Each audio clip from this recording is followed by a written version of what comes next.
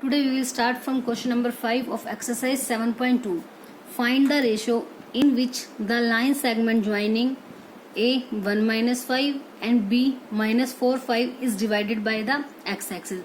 Means x-axis इन दो points को जिस भी रेशो में डिवाइड करते हैं हमें वो रेशो फाइंड आउट करनी है। और हमें पता है जब भी हमें रेशो फाइंड आउट करनी होती है तो सबसे पहले हम लेट कर लेते हैं कि रेशो क्या होगी। लेट रेशो बी के रेशो 1। जनरली जो रेशो होती है वो m1 m2 लेते हैं, बट जब भी हमें रेशो फाइंड आउट करने के लिए बोला जाए तो हम हमेशा उसे क्या लेट करते हैं, रेशो को k रेशो 1। जैसा कि क्वेश्चन 4 में हमने किया था और उस टाइम में मैंने आपको उसका रीजन भी बताया था कि क्यों हम इसे k रेशो 1 लेट करते हैं। ठीक है, एक बार फिर से मैं बता देती हूँ। अगर हम रेशो में m1 और m2 लेते हैं तो उससे हमें दो वैल्यूज फाइंड आउट करनी पड़ती है, जिससे क्वेश्चन भी काफी लेंथी हो जाता है। बट इससे इजीली हमारा जो क्वेश्चन है वो किस में, एक ही में कन्वर्ट हो गया ना। एक ही वैल्यू फाइंड आउट करनी पड़ेगी हमें के, और यहाँ पे के कोई भी कांस्टेंट है। और m1 रेशो m2 का मतलब ही तो यही होता था, m1 बाय में m2। ठीक है, कोई भी कांस्टेंट वैल्यू आएगी, उस कांस्टेंट वैल्यू को हमने नाम दे दिया, क्या होगा, के। ठीक है, और जैसे ये डिवाइड में हुआ तो इसलिए हमने उसके प्लेस पर क्या लगा दिया, 1। तो अब आप जैसे मान लो ऐसा भी ले सकते हो, जैसे 2 रेशो 4 हम लेते हैं। सपोज मैं उसे 2/4 लिख देती हूँ, 1/2 आएगा। ठीक है, तो अगर मैं इसे 1/2 रेशो 1 लिख दूंगी, डिफरेंस तो सेम ही होगा, क्योंकि अब अगर मैं इसे दोबारा से डिवाइड करूंगी, अब 1 से किसी वैल्यू को डिवाइड करेंगे तो सेम 1/2 ही आएगा। तो दोनों केसेस में वैल्यू 1/2 ही आ रही है। तो इसलिए अगर हम जैसे हम इसको डिवाइड में ले आए तो उसके साथ रेशो क्या लगा देंगे, 1। तो यहाँ से रेशो बन जाएगी के रेशो 1। बस इसलिए हमने इसको इसके अंदर चेंज कर दिया ताकि हमें दो वैल्यूज ना फाइंड आउट ना करनी पड़े, एक ही वैल्यू से हमारा काम हो जाए। ठीक है, तो जब भी रेशो फाइंड आउट करने के लिए कहा जाए हमेशा क्या लेंगे, लेट द रेशो बी के रेशो 1। अब इन्होंने एक चीज बोली है कि जो इन दो पॉइंट्स को जो भी पॉइंट डिवाइड कर रहा है वो किस पर है, एक्स एक्सिस पर। तो हमने क्या ले लिया कि सी पॉइंट है जो ए बी को डिवाइड कर रहा है इन द रेशो के रेशो 1। ठीक है, तो ये हो गई के और ये वैल्यू 1, मतलब जो m1 है वो हो गई के और m2 की वैल्यू कितनी हो गई, 1। राइट कर लिया। अब x1 y1 चाहिए होते हैं हमारे पास, ये x1 है, ये y1 है, ये x2 है और ये क्या होता है, y2। अब जो पॉइंट है ये c x एक्सिस पर है, और x एक्सिस पर जो भी पॉइंट होता है वो किस फॉर्म में होता है, कोऑर्डिनेट हमेशा किस फॉर्म में होते हैं, xy। और x एक्सिस पर हमें पता है जो y की वैल्यू क्या होती है, हमेशा 0। और y एक्सिस पर x की वैल्यू होती है 0 और x एक्सिस पर किसकी वैल्यू होती है, 0। ठीक है ना, ये देखो जैसे ये हमारी x एक्सिस है, यहाँ पर y की तो कोई वैल्यू नहीं होगी क्योंकि ये x एक्सिस होती है और ये क्या होती है, हमारी y एक्सिस। ठीक है, और y एक्सिस पर जो पॉइंट होता है वो कहाँ से होते हैं, ये 0 1 2, ये इसके पॉइंट्स है। तो इस एक्सिस का कौन सा पॉइंट इस लाइन पर आ रहा है, ओनली 0। यही पॉइंट इस एक्सिस का इस लाइन पर लाई कर रहा है। तो इसलिए यहाँ पे जो x एक्सिस होती है उस पर y की वैल्यू हमेशा क्या होती है, 0। ठीक है, तो c की वैल्यूज कोऑर्डिनेट्स क्या आ गए, x और 0। ठीक है, तो हमने क्या लेना है यहाँ पर, तो राइट कर देंगे ना, point on x axis, axis is of the form किस फॉर्म में होगा, x0। ठीक है, तो हमने इसको क्या नाम दे दिया, c। तो let c x0 divides a and b in ratio k ratio 1। ठीक है, कि जो c पॉइंट है उसको k रेशो 1 में डिवाइड करता है। अब इसमें एक चीज और बताई थी आपको कि अब जब भी हमें k की वैल्यू निकालनी है तो जो हम सेक्शन फॉर्मूला यूज करते हैं, सेक्शन फॉर्मूले में दो पॉइंट होते हैं ना हमारे पास, एक x की वैल्यू क्या होती है, m1 x2 plus m2 x1 bye में m1 प्लस m2। और ऐसे ही y वाला कोऑर्डिनेट क्या होता है, m1 y2 plus m2 y1 bye में m1 प्लस m2। यही दो फॉर्मूलेज होते हैं। अब किसी भी एक फॉर्मूले की हेल्प से अब हम ये रेशो फाइंड आउट कर सकते हैं, मतलब k की वैल्यू, क्योंकि हमें a की वैल्यू फाइंड आउट करनी है तो दोनों में से किसी भी एक पॉइंट की हेल्प से हम ये फाइंड आउट कर सकते हैं। ठीक है, अब जो हमारा क्वेश्चन 4 था उसमें तो हमें क्या था, दोनों पॉइंट्स गिवन थे, तो हमने किसी भी एक में पुट करके हम निकाल सकते हैं। बट अब यहाँ देखो जो सी पॉइंट है ये क्या है, एक्स और 0। अब इसमें एक्स कोऑर्डिनेट की तो वैल्यू ही नहीं है हमारे पास, तो अगर हम एक्स कोऑर्डिनेट से निकालेंगे तो वहां से तो हमारा क्वेश्चन सॉल्व होगा ही नहीं, क्योंकि इस एक्स की हमारे पास जब तक वैल्यू नहीं आएगी तो हम इसमें अगर के पुट करेंगे तो हमारा कोई आंसर नहीं आएगा। बट यहाँ पर y की वैल्यू हमारे पास गिवन है, वो कितनी है, 0। तो इस फॉर्मूले की हेल्प से हम इजीली k की वैल्यू फाइंड आउट कर सकते हैं। तो यूज करेंगे कौन सा फॉर्मूला, y वाला। तो y के प्लेस पर कितना आएगा, 0, क्योंकि जो c पॉइंट है वो x0 है और xy पॉइंट होता है हमारा ये वाला, ये x और ये y, और y की वैल्यू है 0। तो फॉर्मूले में पुट कर देते हैं 0, m1 की वैल्यू k, y2 की वैल्यू कितनी है, सेकंड कोऑर्डिनेट मतलब 5y का, प्लस m2 की वैल्यू है 1 और y1 फर्स्ट y1 मतलब फर्स्ट कोऑर्डिनेट का y वाला पॉइंट, माइनस का 5 बाय में m1 plus m2 k plus 1। अब उसके बाद हम क्या करते हैं, इन दोनों की क्रॉस मल्टीप्लाई, k प्लस 1 की 0 से मल्टीप्लाई करेंगे तो पूरे की 0, आप राइट करके भी दिखा सकते हो, 0 into k plus 1 which is equal to 5 की मल्टीप्लाई k के साथ 5k, 1 की माइनस 5 के साथ माइनस का 5। अब 0 की मल्टीप्लाई किसी वैल्यू के साथ तो कंप्लीट 0 हो गया, ये 0 इक्वल्स टू 5k माइनस का 5। अब हमें किसकी वैल्यू फाइंड आउट करनी है, यहाँ से k की, तो 5 माइनस में इधर आके प्लस में, ठीक है। तो k की वैल्यू क्या आ गई, 5 मल्टीप्लाई में इधर आके divide, which is equals to 1। So ratio कितनी आ गई हमारी, 1:1 आ गया एक आंसर। इसके बाद क्वेश्चन में एक और चीज हमसे पूछी हुई है, also find the coordinates of the point of division. मतलब उस पॉइंट के हमें कोऑर्डिनेट्स फाइंड आउट करने हैं जो इस लाइन को डिवाइड कर रहा है, और वो पॉइंट क्या है हमारा सी, क्योंकि जो सी पॉइंट है वो ए और बी को डिवाइड कर रहा है किस रेशियो में, k:1, और रेशियो हमारी कितनी आ गई है, 1:1, ठीक है। तो हमें वैल्यू फाइंड आउट करनी है सी की। अब सी के कोऑर्डिनेट क्या है, x और 0, y की वैल्यू ऑलरेडी हमारे पास है, तो किसकी वैल्यू हमें फाइंड आउट करनी है, x की। x की वैल्यू कहाँ से निकालेंगे, इस फॉर्मूले में पुट करके। अब m1 और m2 दोनों कितने कितने आ गए हमारे पास, 1 आ गए, ठीक है। तो आप पहले ये वाला पार्ट कंप्लीट करोगे, ये आने के बाद अब उसके बाद उन्होंने बोला कोऑर्डिनेट फाइंड आउट करने हैं, देन हम x की वैल्यू फाइंड आउट करोगे, ठीक है। ये पोर्शन आपको पहले राइट करना है, आफ्टर देन ये वैल्यूज हमें फाइंड आउट करनी है। m1 की वैल्यू भी अब 1 हो गई, x2 कितना है, माइनस का 4, प्लस m2 भी 1, क्योंकि जो रेशियो है ये 1:1, मतलब m1 भी 1 और m2 भी कितना हो गया, 1, और x1 कितना है, 1 मल्टीप्लाई 1 बाय में k प्लस 1, मतलब सॉरी 1 प्लस 1, m1 भी 1 और m2 की वैल्यू भी 1 हो जाएगी, ठीक है। तो माइनस का 4 प्लस 1 बाय में 1 प्लस 1 2, तो माइनस का 4 प्लस 1 माइनस का 3, प्लस माइनस माइनस, 4 में से 1 गया 3, बट साइन कौन सा आएगा, जो बिग वैल्यू के सामने है, डेट मीन्स माइनस, ठीक है। तो पॉइंट क्या आ गया हमारा, कौन सा, point of division. So point of division, point हमेशा किस फॉर्म में होगा आपका, एक्स वाई की फॉर्म में।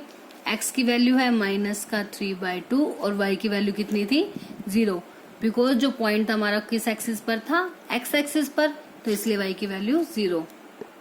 और आप चाहो तो आप पहले स्टार्टिंग से ही दोनों पॉइंट्स फाइंड कर सकते हो, यहाँ पे भी आप m1 m2 के प्लेस पर k वैल्यू में रख देते, तो उसके बाद y की वैल्यू से k आ जाती, और लास्ट में जो हमारा k का वैल्यू होती है वो इसमें हम पुट अप कर सकते थे, चाहे उससे कर लो या फिर पहले y से k की वैल्यू निकाल ली, फिर उसके बाद आप ये पोर्शन भी कर सकते हो, जैसा आपको ठीक लगे आप उस अकॉर्डिंगली काम कर सकते हो। बस हमें पॉइंट ऑफ डिवीजन निकालना है, वो हमारा पॉइंट आ गया, ठीक है। ऐसे ही यहाँ पे तो हमारे पास था ना x एक्सिस, अगर आपके पास क्वेश्चन में होता y एक्सिस पर पता है हमें x की वैल्यू 0 होती है, तो उस केस में हम किसको यूज करते, पहले इससे k की वैल्यू फाइंड आउट करते, आफ्टर देन पॉइंट निकालने के लिए y की वैल्यू में उसे पुट कर देते। ऐसा सेम आपका एक एग्जाम्पल नंबर 9 है, आप उसे सॉल्व करना, जिससे आपकी इस क्वेश्चन की प्रैक्टिस भी हो जाएगी। Now next question number 6, if 1 2 4y x6 and 3 5 are the vertices of a parallelogram taken in order, find x and y। अब ये 4 पॉइंट्स दिए हुए हैं आपको, ठीक है, ये बोल रहे हैं कि वर्टिसेस है पैरेललोग्राम के टेकन इन ऑर्डर। ऑर्डर मतलब इसी सीक्वेंस में लेना है ना, मतलब फर्स्ट वाला ए हो जाएगा, second B, C and then D. ठीक है, तो हमने एक पैरेललोग्राम बना लिया सबसे पहले। अब ये 4 के 4 पॉइंट्स हमने इस पर राइट कर दिए। अब हमें पता है कि पैरेललोग्राम की कंडीशंस क्या होती हैं कि जो अपोजिट साइड्स होती हैं वो कैसी होती हैं, इक्वल। तो मैं फिर राइट कर देती हूँ आपको कंडीशन ऑफ पैरेललोग्राम क्या होती है। फर्स्ट होती है opposite sides are parallel, sorry opposite sides are parallel and equal. इसकी जो अपोजिट साइड्स होती हैं वो पैरेलल भी होती हैं और इक्वल भी होती हैं। ठीक है, अब हमें एक्स और वाई की वैल्यू निकालनी है। अब मान लो जैसे देखो इस वाली लाइन पे एक्स है, इस वाली लाइन पे वाई। सपोज अगर हम डिस्टेंस फॉर्मूले से इसकी वैल्यू फाइंड आउट कर लें, ऐसे ही डिस्टेंस फॉर्मूले से इसकी वैल्यू फाइंड आउट, दोनों को इक्वल रख दें, तो वहां से इक्वेशन आ जाएगी एक एक्स और वाई में। सिमिलरली एक इक्वेशन यहाँ से आ जाएगी। उससे क्या होगा, हमारा क्वेश्चन बहुत लेंथी पड़ जाएगा और हो सकता है कोई मिस्टेक हो जाए, क्वेश्चन सॉल्व भी ना हो। ठीक है, तो हम क्या करेंगे, इसका एक शॉर्ट मेथड और भी है। वो क्या क्या है, एक कंडीशन साइड वाली है वो ठीक है। अब एक कंडीशन इसके डायगोनल्स पर भी होती है। क्या होती है डायगोनल्स पर कंडीशन, जो पैरेललोग्राम के डायगोनल्स होते हैं ना वो एक दूसरे को बाइसेक्ट करते हैं। कि जो डायगोनल्स ऑफ पैरेललोग्राम होते हैं, डायगोनल्स और this is the symbol of parallelogram, ये पैरेलल का सिंबल है तो पैरेललोग्राम। ठीक है, शॉर्ट फॉर्म में राइट कर दिया मैंने। Diagonals of parallelogram bisect each other. ठीक है, मतलब अब इसमें जो पैरेललोग्राम है उसके डायगोनल क्या है, AC और BD। ठीक है, ये दोनों एक दूसरे को बाइसेक्ट करें। बाइसेक्ट का मतलब है जो ये वाला पोर्शन है ना ये इसके इक्वल होगा। मतलब सपोज अगर ये वैल्यू 3 है तो ये भी कितनी होगी, 3। और ऐसे ही अगर ये वैल्यू 2 है तो ये भी कितनी होगी, 2। कि ये जो आपस में होते हैं ना, ये मतलब इसके जो डायगोनल तो वो इक्वल नहीं होते बट एक दूसरे को बाइसेक्ट करते हैं। मतलब जैसे ही ये दोनों का इंटरसेक्टिंग पॉइंट हो गया ये वाला, यहाँ पे दोनों ने एक दूसरे को कट किया, जैसे ही कट कर दिया तो वो दो इक्वल पार्ट्स में डिवाइड हो गया। ये वाला पोर्शन इसके इक्वल आ गया और ये वाला पोर्शन इसके इक्वल आ गया। ठीक है, अब बाइसेक्ट करें, आपको इससे एक चीज क्लियर हो रही है, जो AC है इसका जो मिड पॉइंट है वो यही पॉइंट होगा जो इन दोनों का इंटरसेक्टिंग पॉइंट है। ऐसे ही जो BD है उसका जो मिड पॉइंट हो गया वो भी तो यही हो गया। तो दोनों डायगोनल का जो मिड पॉइंट है, AC डायगोनल का भी और BD का भी, वो दोनों का सेम है। ठीक है, यही पॉइंट है जो AC का भी मिड पॉइंट है और यही पॉइंट है जो BD का भी मिड पॉइंट है। ठीक है, अब अगर हम दोनों का मिड पॉइंट का फॉर्मूला यूज करके इक्वल रख दें तो वहां से इजीली हमारा क्वेश्चन हो जाएगा। देखो कैसे करेंगे उसे, तो इसे राइट कैसे करना है, सबसे पहले राइट करते हैं जो हमें गिवन है कि जो पॉइंट्स उनके नेम दे दिए कि A12, B4Y, C X6 and D35 are the vertices of parallelogram. कौन सा पैरेललोग्राम है, ABCD। ठीक है, अब डायगोनल कौन से हो गए इसके, AC एंड BD। तो वी नो डैट जो डायगोनल्स होते हैं इसके बाइसेक्ट करते हैं। We know that diagonals of parallelogram bisect each other. एक दूसरे को क्या करते हैं, बाइसेक्ट। जैसे ही बाइसेक्ट कर गए तो हमें पता है जो उनका मिड पॉइंट होगा वो इक्वल हो जाएगा। ठीक है ना, बाइसेक्ट कर दे, इसी पॉइंट पर बाइसेक्ट कर रहे हैं, यही से दोनों इक्वल है। ऐसे इसके भी इसी पॉइंट से बाइसेक्ट किया, मतलब दोनों आपस में कैसे हैं, इक्वल है। ठीक है, तो जब भी बाइसेक्ट का बोला जाए मतलब जो दोनों का इंटरसेक्टिंग पॉइंट होगा उस पॉइंट पर बाइसेक्ट हो रहे हैं, तो वहां से इन दोनों का मिड पॉइंट क्या हो गया, इक्वल। मतलब mid point of AC equal हो जाएगा मिड पॉइंट ऑफ BD। दोनों का मिड पॉइंट क्या हो जाएगा, इक्वल। तो AC का मिड पॉइंट फॉर्मूला क्या होता था, x1 प्लस x2 बाय में 2 ऐसे ही y1 प्लस y2 बाई में 2। तो आप इससे एक चीज और कर लोगे, यहाँ पे राइट कर दोगे इसकी ब्रैकेट में मिड पॉइंट फॉर्मूला, या ऊपर भी आप राइट कर सकते हो यहाँ पर मिड पॉइंट फॉर्मूला। एक साथ लिख देते हैं x और y, मतलब x की वैल्यू क्या होती है x1 प्लस x2 बाई 2, और y की वैल्यू क्या होती है y1 प्लस y2 बाई में 2। हम इसमें दोनों को इक्वल लेके चल रहे हैं ना, इसलिए x और y को सेपरेट नहीं निकाल रहे, एक साथ, ठीक है। वरना हम क्या करते थे, x की वैल्यू निकाल लेते थे y की और लास्ट में कोऑर्डिनेट में पुट कर देते हैं। कैसे भी कर सकते हो आप एक्स वाई, क्योंकि बिकॉज कोऑर्डिनेट हमेशा एक्स वाई के फॉर्म में होते हैं, और मिड पॉइंट फॉर्मूले में जो एक्स कोऑर्डिनेट होता है वो इक्वल होता है x1 प्लस x2 बाई 2, और y वाला इक्वल होता है y1 प्लस y2 बाई 2। तो यहाँ अप्लाई कर देते हैं। अब AC का मतलब x में x वाला ऐड, मतलब 1 प्लस x बाय में 2, फॉर्मूले में बस यही तो होता है सिंपल 2। अब AC की बात हो रही है ना, अब AC में y वाले कोऑर्डिनेट 2 प्लस 6, और बाय में क्या आ जाता है 2। सबसे इजी है मिड पॉइंट फॉर्मूला यूज करना, बिल्कुल सिंपल होता है। x में x ऐड कर दो 2 से डिवाइड, y में y ऐड कर दो और 2 से डिवाइड। अब ऐसी BD, तो BD के कोऑर्डिनेट्स उठाने हैं, x में x मतलब 4 प्लस 3 बाई 2, y में y मतलब y प्लस 5 बाई 2 हो जाएगा, ठीक है। और ब्रैकेट जरूरी लगानी है बिकॉज ये इसके कोऑर्डिनेट्स हैं, और कोऑर्डिनेट्स हमेशा एक्स वाई की फॉर्म में होते हैं और वो ब्रैकेट में ही होते हैं। तो इसे अगर आप ब्रैकेट में नहीं लगाओगे तो क्वेश्चन रॉन्ग हो सकता है आपका। अब इसको सॉल्व करते हैं। 1 प्लस एक्स ये तो ऐड होंगे नहीं, as it is. 2 plus 6 8 by 2, 4 plus 3 7 by 2, और ये भी ऐड नहीं होंगे, ये एज इट इज, ठीक है। अब एक चीज देखो, चाहो तो यहाँ पे कट कर दो, अदरवाइज अभी ऐसे ही छोड़ दो। अब आपको पता है कोई भी दो कोऑर्डिनेट है 3 4 है, क्या वो कभी भी 5 6 के इक्वल हो सकता है? नहीं हो सकता। 1 2 है, क्या वो कभी भी 2 1 के इक्वल हो सकता है? बिल्कुल भी नहीं हो सकता। मतलब दो कोऑर्डिनेट कब इक्वल होंगे? जब अगर मैंने ऐसा लिख दिया 1 2 इक्वल्स टू 1 2, यस बिल्कुल इक्वल है। मतलब जो फर्स्ट वाला है वो फर्स्ट वाले के इक्वल होना चाहिए, सेकंड वाला सेकंड। मतलब यहाँ से क्या कंडीशन आई, कोई भी दो कोऑर्डिनेट तभी इक्वल होंगे जब x वाला कोऑर्डिनेट x के इक्वल होगा और y वाला कोऑर्डिनेट y के इक्वल होगा। तो यहाँ पे हमने यही चीज करनी है, ये दोनों कोऑर्डिनेट्स हमारे पास इक्वल हैं, और इक्वल हैं तो इसका मतलब जो x वाला कोऑर्डिनेट है वो x के इक्वल होगा और y वाला कोऑर्डिनेट y के इक्वल होगा।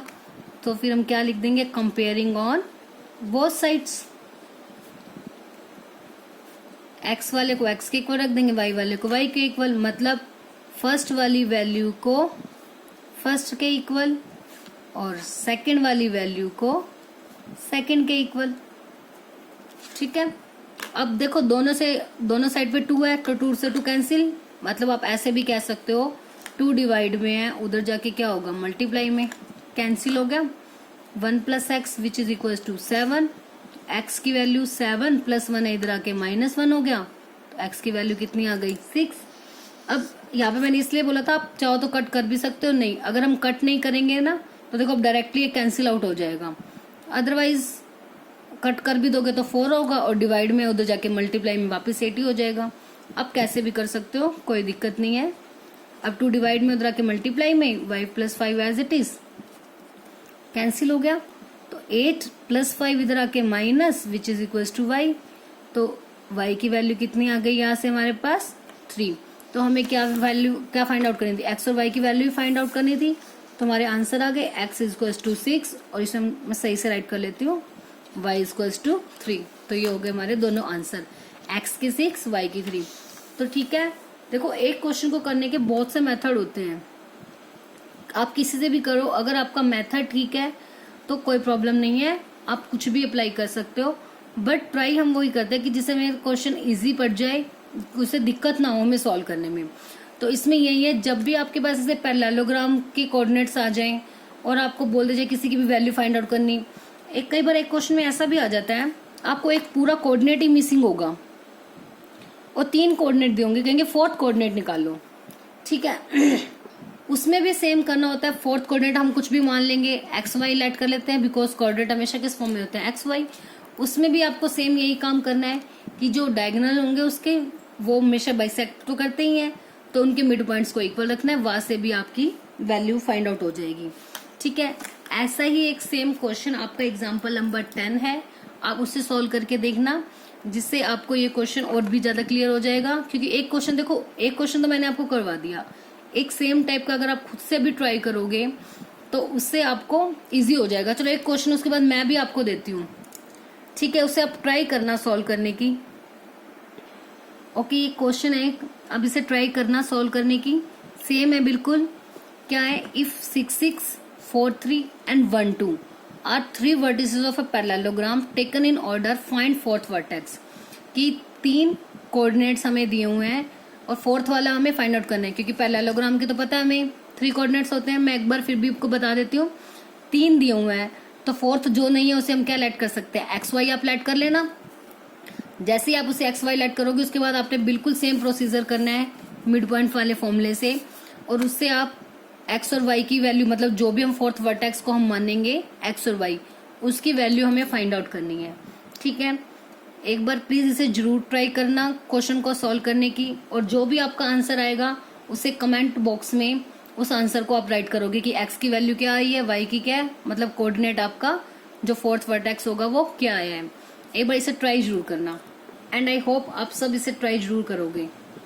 Next question, find the coordinate of a point A where A B is the diameter of the circle whose centre is 2 -3 and B is 1। मतलब अभी यहाँ पे हमारे पास एक सर्कल है, ठीक है, उसमें जो डायमीटर है वो ए बी है, A B is the diameter of the circle. ठीक है, अब ए की वैल्यू हमें निकालनी है, जहाँ पे बी की वैल्यू दी हुई है उसके कोऑर्डिनेट्स है 1 और 4, और सेंटर दिया हुआ है, सेंटर को हमने डिनोट कर लिया लेट सी से, सी की वैल्यू क्या है 2 और -3। अब ए की वैल्यू निकालनी है, तो लेट कर लेते हैं, जो ए के कोऑर्डिनेट है वो हम x1 y1 मान ले। यही होता है ना फर्स्ट वाले के x1 y1, सेकंड वाले के तो होते हैं x2 और y2। ठीक है, और ये होता है हमारा x और y, यही वैल्यू होती है। अब तक जो भी पॉइंट उसे डिवाइड करता है उसे हम लेते हैं xy, फर्स्ट वाले के लिए लेते हैं x1 y1 और सेकंड क्या होता है x2 y2। अब इसमें एक चीज देखो, जो सी पॉइंट है वो ए बी का सेंटर है। ठीक है, अब हमें पता है जो सर्कल का सेंटर होता है, अब ये पूरी की पूरी अगर डायमीटर है तो ये हाफ ऑफ क्या होती है, रेडियस। मतलब जो सेंटर होता है वो डायमीटर का क्या होता है, मिड पॉइंट होता है। तो बस मिड पॉइंट फॉर्मूले से एक्स और वाई की हमारे पास वैल्यू है, x2 y2 है, वहां से क्या निकाल लेंगे x1 और y1। तो इसे राइट क्या करेंगे, सॉल्यूशन सबसे पहले क्या करते हैं कि ए बी क्या दिया हुआ है हमारे डायमीटर, तो लेट कर लेते हैं, ए पॉइंट क्या लेट कर लिया, लेट ए हो गया x1 and y1 and B क्या है 1 4। ठीक है, एंड जो ए बी है वो क्या हो जाएगा, डायमीटर ऑफ द सर्कल।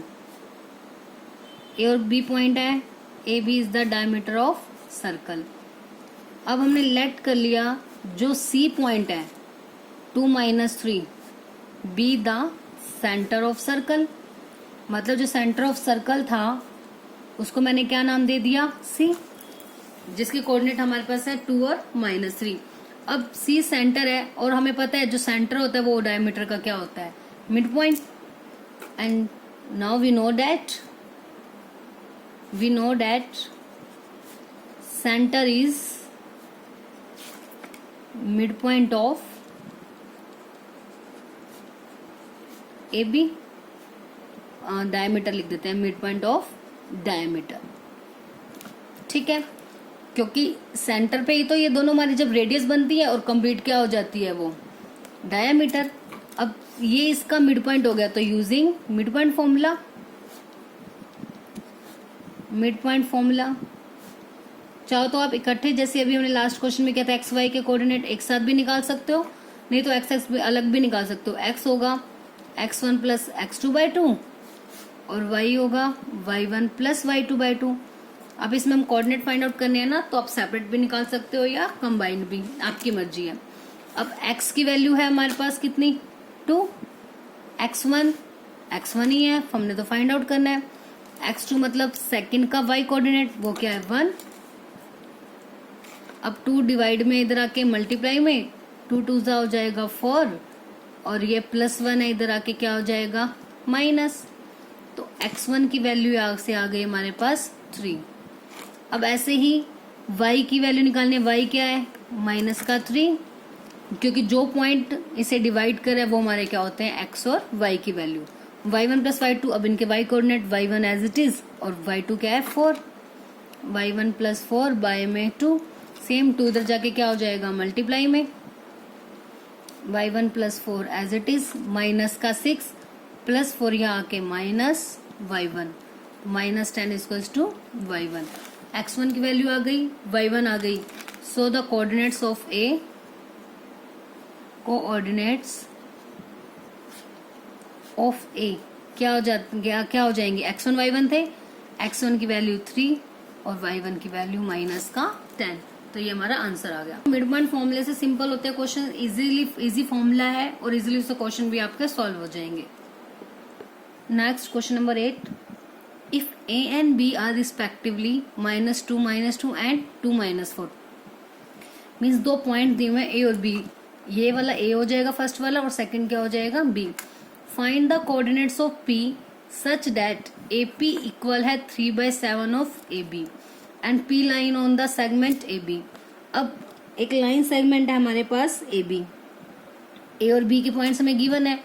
अब हमें क्या फाइंड आउट करना है, P के कोऑर्डिनेट, जो कि हम लेट कर लेते क्या x और y, ठीक है।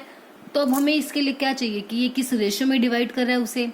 अब वो रेशियो हमारे पास कहाँ से आएगी, इस पॉइंट से। अब हमारे पास जो गिवन है वो क्या है, हमारे पास जो AP है वो 3/7 ऑफ AB के इक्वल है, ठीक है। अब ये मल्टीप्लाई में इधर आके क्या हो जाएगा डिवाइड में, मतलब जो AP की रेशियो AB के साथ है वो 3/7 है, AP की रेशियो AB के साथ। बट हमें तो चाहिए ना कि जो P पॉइंट है वो AB को किस रेशियो में डिवाइड कर रहा है, मतलब AP की रेशियो हमें किसके साथ चाहिए, PB के साथ। बट हमें गिवन है देखो AP, मतलब यहाँ से इस रेशियो की वैल्यू है ये 3/3 और 7, तो यहाँ से हम दोनों इक्वल है, मतलब लेट कर सकते हैं AP कितना हो जाएगा 3x और AB कितना हो जाएगा 7x। आपको पता है ना, जैसे मान लो हमें कभी भी रेशियो दी जाती है, जैसे हम ये कहते हैं AB की रेशियो CD के साथ मान लो 3:4 है, तो हम ये कहते हैं ना कि AB की वैल्यू हो जाएगी वहां से 3x, CD की वैल्यू 4x। हम एग्जैक्ट वैल्यू नहीं पुट अप कर सकते बिकॉज हमें नहीं पता AB की एग्जैक्ट वैल्यू 3 और 4 ही होगी। बिकॉज अगर मान लो 6 ले ली इसकी और इसकी ले ली 8, AB अगर 6 है और CD भी कितना है 8, तो उस केस में भी अगर हम इसको कट करेंगे 2 3 6 2 4 z, तब भी रेशियो 3 4 आएगी। ऐसे ही अगर हम कुछ और भी ले लेंगे, मान लो 9 और 12, 3 3 9 3 4 12, उस केस में भी रेशियो सेम आएगी। तो जब भी हमें रेशियो गिवन होती है और हमें वैल्यू लेनी होती है तो हम एग्जैक्ट वैल्यू हमें पता नहीं होती, तो उस केस में हम कोई भी एक वेरिएबल, दोनों में सेम वेरिएबल लेना है। आपने ये याद रखना, गलती से भी यहाँ x और y नहीं लगाओगे। अगर यहाँ x है तो यहाँ भी x, यहाँ y है तो यहाँ पर भी y, ठीक है। तो ऐसे यहाँ पे AP/AB का मतलब है AP और AB की रेशियो है 3:7, तो AB को लेट कर लिया 3x, AB की वैल्यू है 7x। हमें किसकी वैल्यू निकालनी है PB। अब ये कंप्लीट पता है, ये हाफ पता है, तो अगर PB निकालने के लिए क्या करेंगे, इसमें से इसको माइनस। क्यों, अब देखो जो AB है वो किस किस से मिलके बना है, AP + PB, यही तो है। जो AB लाइन है वो AP और PB से मिलके बनी है। AB की वैल्यू है 7x, AP की 3x और PB की तो हमारे पास है ही नहीं, हमें निकालनी है। अब 7 - 3 कितना हो जाएगा, चलो 7x - 3x इधर आके माइनस हो जाएगा ना, तो मतलब जो PB की वैल्यू है, ये BP कुछ भी लिख दो, 4x आ गई। अब हमें रेशो चाहिए किसकी, AP और PB की। सो AP बाय में PB कितना आ गया 3x बाय में 4x, AP 3x 4x, x से x कैंसिल, तो 3/4, मतलब रेशो आ गई AP और PB की 3:4। देखो आया वही है कि टोटल 7 है और ये 3 है, तो बाकी की कितनी बचेगी 7 - 3 4। बट अब फिर भी हम उसे x के तरीके से करके दिखाएंगे ताकि हमारे कोई भी गलती ना हो, उससे कोई मार्क्स कटने की चांसेस ना रहे, ठीक है। अब कंप्लीट वैल्यू थी, एपी की वैल्यू हमारे पास थी, तो हमने किसकी निकाल दी, पीबी की। ठीक है, तो क्या आ गई अब हमारे पास रेशो, एपी की वैल्यू है 3, मतलब ये पॉइंट है 3, ऐसी पीबी की 4, दैट मीन्स जो रेशो है 3:4। तो m1 की वैल्यू आ गई 3, m2 की वैल्यू आ गई 4। क्लियर है, ये पॉइंट हमें गिवन था, डिवाइड में ले लिया 3 और 7, तो एपी की वैल्यू 3x सेलेक्ट कर ली, एबी की 7x। ठीक है, तो अब पीबी की निकालनी है, बिकॉज रेशो के लिए हमें इसकी और इसकी वैल्यू चाहिए होती है, गलती से भी आप कंप्लीट के साथ नहीं करोगे। और बस जैसे ही वहां से हमने क्या क्या कर दिया, अब ये एबी जो एपी और पीबी से मिलके बना था, वहां से पीबी की वैल्यू आ गई, तो अब इन दोनों की हमने रेशियो फाइंड आउट कर ली। वो रेशियो कितनी आ गई, 3:4, मतलब m1 और m2 की वैल्यू आ गई। x1 y1 ये है, ये x2 y2 हो जाएंगे। निकालना क्या है हमें, x और y की वैल्यू। तो using section formula, section formula क्या होता है, m1 x2 plus m2 x1 bye में m1 plus m2, same y होता है, sorry m1 y2 plus m2 y1 bye में m1 plus m2। X Y की निकालनी है, m1 है हमारे पास 3 और x2 हो जाएगा 2, प्लस m2 है 4 और x1 है -2। नीचे सेम 3 प्लस 4, ऐसे ही पहले इसकी भी राइट कर लेते हैं साथ साथ। m1 की वैल्यू 3 और y2 की वैल्यू -4, m2 की वैल्यू 4, y1 की वैल्यू -2।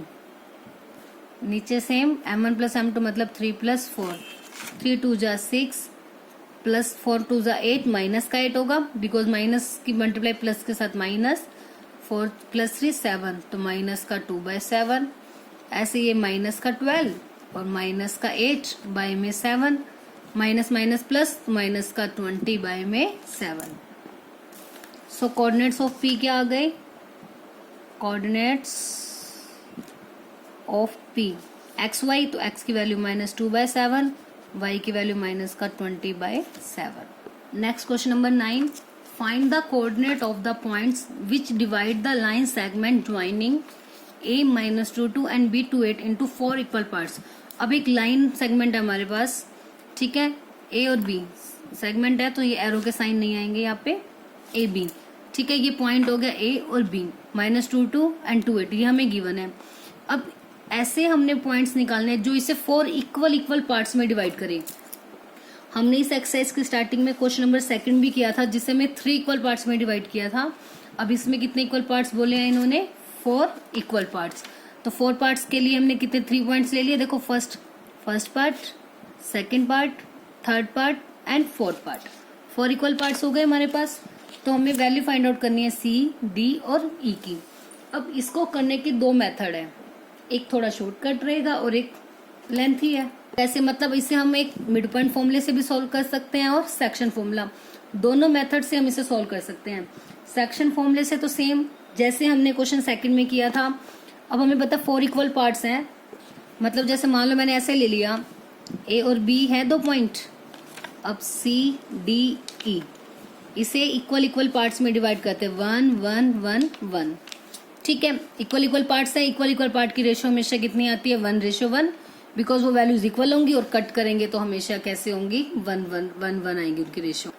ठीक है, तो अब अगर मैं रेशियो से करूंगी तो सबसे पहले अगर सी की वैल्यू निकालनी है, जो सी पॉइंट है रेशियो हमेशा किसके साथ निकाल लेंगे, ए बी के साथ, क्योंकि गिवन पॉइंट है A B.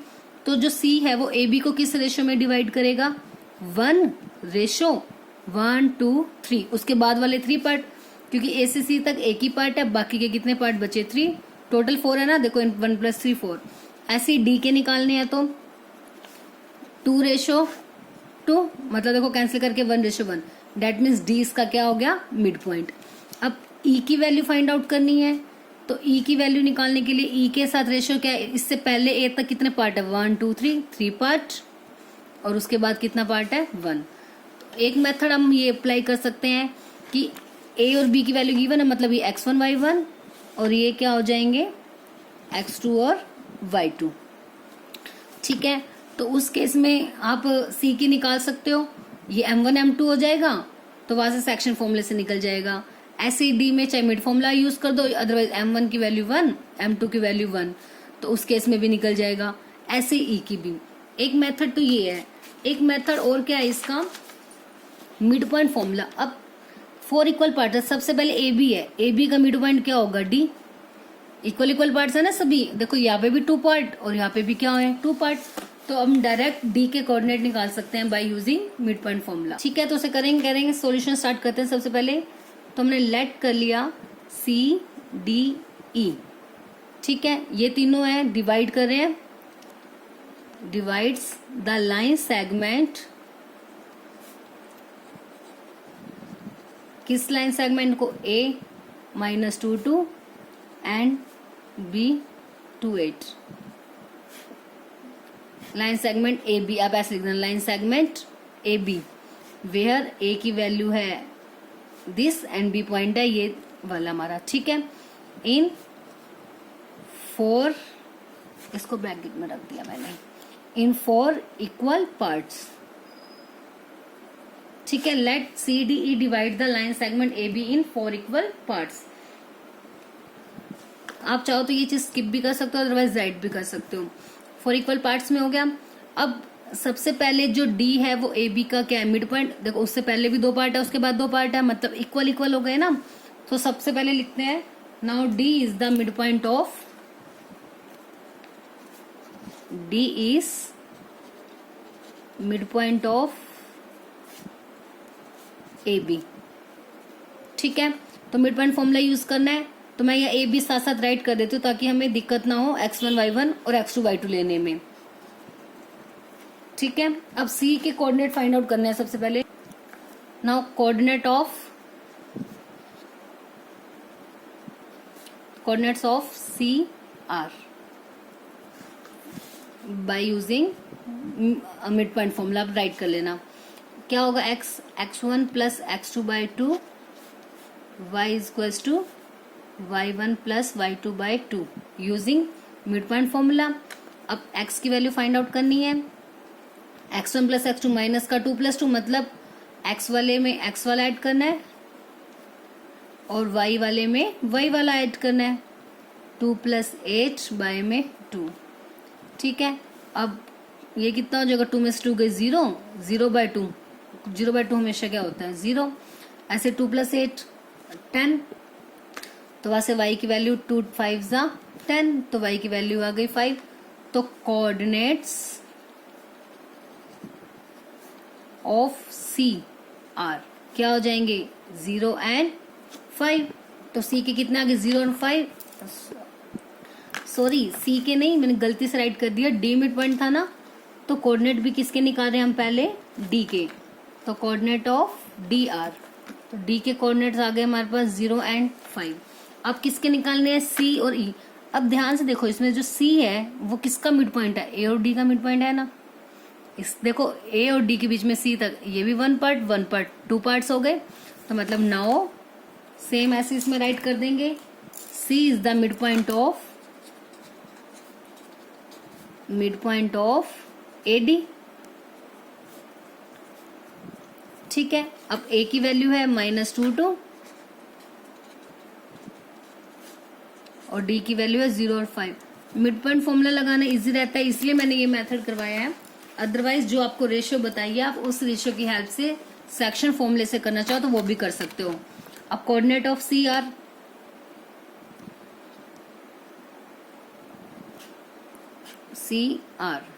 Bye using mid point formula. x की value same, x1 plus x2 by 2, y की value y1 plus y2 by में 2। अब x की वैल्यू, x1 में x वाला ऐड, -2 प्लस 0 बाई 2, और y की वैल्यू में 2 प्लस 5 बाई 2। -2 प्लस 0 कितना होता है, माइनस का 2 बाई 2, कैंसिल आउट होके माइनस का 1, और ये कितना आएगा 7 बाई 2। तो c के कोऑर्डिनेट्स क्या आ गए, कोऑर्डिनेट्स ऑफ c माइनस का 1 एंड 7 बाई 2। सी के आ गए -1 एंड 7 बाई 2। अब ई किसका मिड पॉइंट है, देखो ध्यान से, ई है बी और डी का मिड पॉइंट, ठीक है, देखो सबसे पहले डी निकाला, ए बी का मिड पॉइंट, सी आ गया ए और डी का मिड पॉइंट, ई आ गया बी और डी का मिड पॉइंट, बस सेम इसमें मिड पॉइंट फॉर्मूला यूज कर देते हैं। तो ऐसे राइट कर देते हैं, now E is the mid point of B D, ठीक है, और बी और डी पॉइंट्स ये हो गए हमारे पास। तो कोऑर्डिनेट किसके फाइंड आउट करने हैं हमें, ई के। ये मैंने यहीं पे इसलिए राइट कर दिया ताकि सेम पेज पे आपको दिक्कत ना हो, आप इसके बाद नेक्स्ट पेज पे राइट करोगे, ठीक है। अब x की वैल्यू x1 प्लस x2/2 और y की वैल्यू y1 प्लस y2/2। अब x में x वाला ऐड मतलब 2 प्लस 0/2, 2 प्लस 0 2, 2/2 मतलब कितना आ गया 1। ऐसे y की वैल्यू फाइंड आउट करनी है, y में y वाला add 8 plus 5/2 that means 13/2। So coordinates of E are, E के कोऑर्डिनेट्स क्या हो जाएंगे 1 एंड 13/2। तो इसका आ गया 1 और 13/2। तो क्लियर है, 4 कोऑर्डिनेट्स हो गए। सबसे पहले डी 0 5, उसके बाद सी माइनस का 1 और 7/2 and the last E 1 and 13/2। Clear है, कोई भी मेथड आप दोनों में से यूज कर लेना। आप चाहो तो एक बार ट्राई कर सकते हो दूसरा method, but I prefer this method, ठीक है। इससे करोगे आपको इजी रहेगा, मिस्टेक नहीं हो करोगे आप, क्योंकि रेशियो वाले में आप कई बार मिस्टेक्स भी कर देते हो, तो आप ये कर सकते हो। Now last question, find the area of the rhombus if vertices are, ये वर्टिसेस दिए हुए आपको रोम्बस के। सबसे पहले हमने एक रोम्बस ड्रॉ कर लिया, क्या नेम दे दिया उसका, A B C D, order में लेने, मतलब फर्स्ट वाला A, second B, third C and fourth is D, ये पॉइंट्स ले लिए हमने, ठीक है। तो डायगोनल क्या होगा इसमें, ए सी और बी डी।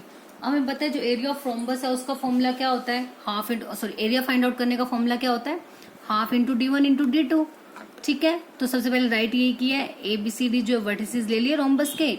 अब ए सी और बी डी इसके डायगोनल है, एरिया ऑफ रोम्बस का फॉर्मूला हमें पता है, ए half into D1 into D2, D1 मतलब ए सी और D2 मतलब बी डी। अब ए सी और बी डी की वैल्यू कैसे निकालते हैं, ए सी की वैल्यू निकालनी है मतलब इसकी लेंथ, और लेंथ ऑफ ए सी निकालने के लिए मतलब हमें क्या यूज करना पड़ेगा, डिस्टेंस, क्योंकि जो ए और सी के बीच का डिस्टेंस होगा वही तो इनके बीच की लेंथ होगी। तो बस इसमें क्या यूज करना है हमें, डिस्टेंस फॉर्मूला। डिस्टेंस फॉर्मूले से पहले ए सी की वैल्यू फाइंड आउट करते हैं, उसके बाद बी डी की, और फिर इस इक्वेशन में उसे पुट कर देंगे, ठीक है। तो सबसे पहले ए सी फाइंड आउट करते हैं, नाउ यूजिंग डिस्टेंस फॉर्मूला, ठीक है। ए सी फाइंड आउट करना है हमें, तो अब ए सी निकालने के लिए पहले ए और सी के आप चाहो तो एक साथ लिख लो दोनों पॉइंट्स को, 3 0 और सी क्या है -1 और 4। क्या होता था distance formula, x2 minus x1 का square plus y2 minus y1 का स्क्वायर। अब अंडर रूट x2 मतलब सेकंड वाले x में से फर्स्ट वाला x माइनस -1 -3 का स्क्वायर, सेकंड y में से फर्स्ट वाला y minus -1 -3 minus minus plus, तो -4 का स्क्वायर प्लस 16 ही आएगा, और 4 का स्क्वायर यहाँ पे भी कितना आएगा 16, बिकॉज 4 माइनस 0 कितना हो जाएगा 4 ही हो जाएगा। तो अंडर रूट 32। अब इसके फैक्टराइज करोगे तो अब कितना आ जाएगा 4√2, 4 4 जा 16, 16 2 जा 32, ठीक है। क्योंकि अंदर जब फैक्टर बनाएंगे 16 मल्टीप्लाई 2 ही तो बनेगा, और 16 का रूट होता है 4, वो बाहर आ गया, और रूट में कितना रह गया 2। अब ऐसी किसकी निकालनी है अब हमें, BD की। तो BD की वैल्यू निकालने के लिए same distance formula, x2 minus x1 का square plus y2 minus y1 का स्क्वायर। अब यहाँ से B और D देख लेते हैं पहले क्या है, B है हमारे पास 4 और 4 और 5, और D की वैल्यू है -2 और -1। अब सेम इसमें -2 -4 का स्क्वायर, ऐसे y वालों को -1 -5। अब माइनस माइनस प्लस 2 और 4 6, -6 का स्क्वायर प्लस 36, इसमें भी सेम -6 का square 36, which is equal to under root 72। अब 72 में सेम फैक्टर हो जाएंगे, 36 मल्टीप्लाई 2, अब 36 किसका अंडर रूट होता है 6 का, तो 6√2। ये आ गई ए सी और बी डी की वैल्यू। अब हमने क्या निकालना है, area of rhombus. Now from 1 area of rhombus है वो किसके इक्वल था, half into A C into B D, half into A C into B D. तो बस अब वैल्यूज ही तो पुटअप करनी है। ए सी की वैल्यू आई है 4√2 और बी डी की वैल्यू 6√2। अब देखो 2 2 जा 4, ये तो कैंसिल। अब इनकी मल्टीप्लाई 6 मल्टीप्लाई 2 12 और √2 की √2 से मल्टीप्लाई होगी तो √2 का स्क्वायर, स्क्वायर से रूट कैंसिल, 12 2 जा 24 स्क्वायर यूनिट। बिकॉज इसमें कुछ भी मीटर सेंटीमीटर नहीं है तो हम यूनिट में ही राइट करेंगे। ठीक है, तो जब भी किसी भी साइड की लेंथ निकालनी हो तो क्या यूज करेंगे हम, डिस्टेंस फॉर्मूला। तो बस डिस्टेंस फॉर्मूले से AC BD निकाल लिया और आफ्टर लास्ट में उसे फॉर्मूले में पुटअप कर दिया, AC मल्टीप्लाई BD। अब 2 6 12 और √2 का स्क्वायर हो गया, वहां से वैल्यू आ गई 24 स्क्वायर यूनिट्स।